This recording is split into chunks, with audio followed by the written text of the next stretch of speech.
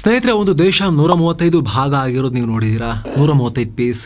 ನಮ್ಮ ಪಕ್ಕದ ಮಯನ್ಮಾರ್ನಲ್ಲಿ ಅದೇ ಆಗಿದೆ. ಮಯನ್ಮಾರ್ನಲ್ಲಿ ಒಟ್ಟು 7 ಪ್ರಾಂತ್ಯ, 7 ರಾಜ್ಯ, ಒಂದು ಕೇಂದ್ರಾಡಳಿತ ಪ್ರದೇಶ ಅಂತ 15 ಆಡಳಿತ ವಿಭಾಗ ಇದೆ ಒಟ್ಟು. ಆದ್ರೆ ಎಲ್ಲಾ ಪ್ರದೇಶಗಳು ಒಬ್ಬರ ಕೈಲಿಲ್ಲ. ಮಯನ್ಮಾರ್ನಲ್ಲಿ 21% ಭೂಮಿ ಮಾತ್ರ ಈ ಸೇನಾ ಡಿಕ್ಟೇಟರ್ಶಿಪ್ ನ ಸರ್ಕಾರದ ಕೈಯಲ್ಲಿದೆ.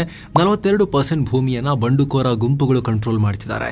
ಇನ್ನುಳಿದ ಭೂಮಿಗೆ ಎರಡೂ ಕಡೆಯವರು ಫೈಟ್ ಮಾಡ್ತಿದ್ದಾರೆ. ಯಾರು ಕಂಟ್ರೋಲ್ ಇಲ್ಲದೆ ಇನ್ನು ಕ್ಲಾರಿಟಿ ಇಲ್ಲ. ಆದ್ರೆ ಇಡೀ ದೇಶ 135 ಭಾಗ ಆಗಿ ಒಡೆದು ಚೂರಾಗಿದೆ. ಒಂದೊಂದು ಕಡೆ ಒಂದೊಂದು ಬಂಡುಕೋರ ಗುಂಪು ಹಾಗೂ ಸಂಘಟನೆಗಳ ಆಡಳಿತ. ಕಚಿನ್ ಅನ್ನೋ ರಾಜ್ಯದಲ್ಲಿ ಕಚಿನ್ ಇಂಡಿಪೆಂಡೆನ್ಸ್ ಆರ್ಮಿ, ಶಾನ್ ನಲ್ಲಿ ಶಾನ್ ಸ್ಟೇಟ್ ಆರ್ಮಿ, ಕರೇನ್ ರಾಜ್ಯವನ್ನ ಕರೇನ್ ನ್ಯಾಷನಲ್ ಯೂನಿಯನ್ ರೂಲ್ ಮಾಡ್ತಿದ್ದಾರೆ. ಇಲ್ಲಿ ಅಗೇನ್ ಸಾಕಷ್ಟು ಸಬ್ ಗ್ರೂಪ್ ಗಳು ಕೂಡ ಇದ್ದಾರೆ. ಇದರ ಕಾರಣ ಏನು? ಮಯನ್ಮಾರ್ ನಲ್ಲಿ 53 ವರ್ಷಗಳಿಂದ ಮಿಲಿಟರಿ ಆಡಳಿತ ಇದೆ. 1962ರಿಂದ 2011 ತನಕ 49 ವರ್ಷ ಮಿಲಿಟರಿ ರೂಲ್ ಇತ್ತು. 2021ರಿಂದ ಮತ್ತೆ ಅಲ್ಲಿ ಮಿಲಿಟರಿ ರೂಲ್ ಮತ್ತೆ ಜಾರಿಯಾಗಿದೆ. ಇದರ ಪರಿಣಾಮ ಅಲ್ಲಿ ದಂಗೆಗಳು, ಬಂಡುಕೋರ ಗುಂಪುಗಳು ಸೃಷ್ಟಿಯಾಗಿವೆ.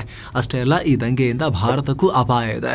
ದಂಗೆಕೋರರು ಭಾರತಕ್ಕೆ ಒಳನುಸುಳೋ ಪ್ರಯತ್ನವನ್ನ ಮಾಡ್ತಾರೆ. ಇದು ಗುಡ್ಡ ಬೆಟ್ಟ ದಟ್ಟಾರಣ್ಯಗಳಿಂದ ಕೂಡಿರೋದ್ರಿಂದ ಇಲ್ಲಿ ನಮ್ಮ ಸೇನೆ ಗಸ್ತು ತಿರುಗೋಕು ಕೂಡ ಕಷ್ಟ ಇದೆ. ಇದನ್ನೇ ಉಗ್ರರು ಅಡ್ವಾಂಟೇಜ್ ತಗೊಂಡು ನುಗ್ಗೋಕೆ ಪ್ರಯತ್ನ ಪಡ್ತಿರ್ತಾರೆ. ಮಯನ್ಮಾರ್ ನಂತ ನೈಸರ್ಗಿಕವಾಗಿ ಶ್ರೀಮಂತವಾಗಿರೋ ರಾಷ್ಟ್ರಕ್ಕೂ ಅದು ಮಾರಕವೇ. ಹಾಗಿದ್ರೆ ಮಯನ್ಮಾರ್ ಒಳಗೆ ಇನ್ನೂ ಏನೇನಾಗ್ತಾ ಇದೆ, ಇದರ ಬಗ್ಗೆ ಹೆಚ್ಚಿನ ಮಾಹಿತಿ ಬೇಕು ಅಂದ್ರೆ ಫುಲ್ ರಿಪೋರ್ಟ್ಗಾಗಿ ಈ ರಿಲೇಟೆಡ್ ವಿಡಿಯೋ ಲಿಂಕ್ ಮೇಲೆ ಮಿಸ್ ಮಾಡದೆ ಕ್ಲಿಕ್ ಮಾಡಿ.